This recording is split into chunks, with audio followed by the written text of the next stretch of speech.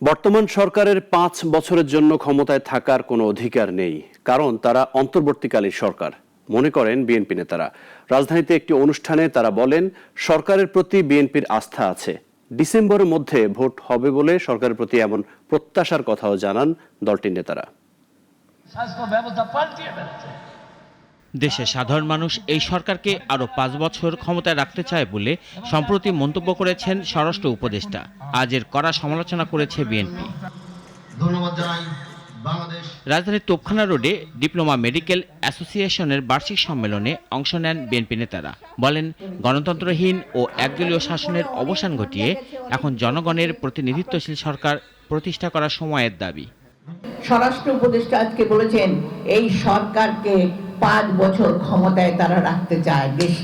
দেশ নাকি রাখতে চায়। দেশ কি রাখতে চায় আমরা জানি।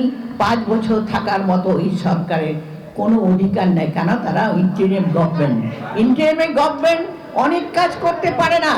জনগণের ভোটাধিকার প্রতিষ্ঠিত হলে কেবল নির্বাচিত সরকারই পূর্ণাঙ্গ সংস্কার করতে পারবে বলেও মন্তব্য করেন বিএনপি নেতারা। আমাদের এই সরকারকে সমর্থন দিতে হবে, তাকে দিয়ে আমাদের কাজ করাতে হবে। আজকে সর্বত্রই যখন গণতন্ত্র থাকবে, তখন আমি মনে করি গণতান্ত্রিক সরকারই হচ্ছে আপনাদের সবচেয়ে প্রয়োজনীয় সরকার, যা আপনাদের সমস্যার সমাধান করতে পারে। বিএনপি ক্ষমতায় যাবার জন্য নির্বাচন চায় না জানিয়ে বিএনপি নেতারা বলেন, মানুষ গণতন্ত্র চায় এবং এই গণতন্ত্র পুনরুদ্ধার করতে হলে অবশ্যই অবাধ ও সুষ্ঠু নির্বাচনের মাধ্যমে সরকার গঠন করতে হবে। গণতান্ত্রিক বাংলাদেশ চাই। রাশেদুল কাদের, নাগরিক, ঢাকা।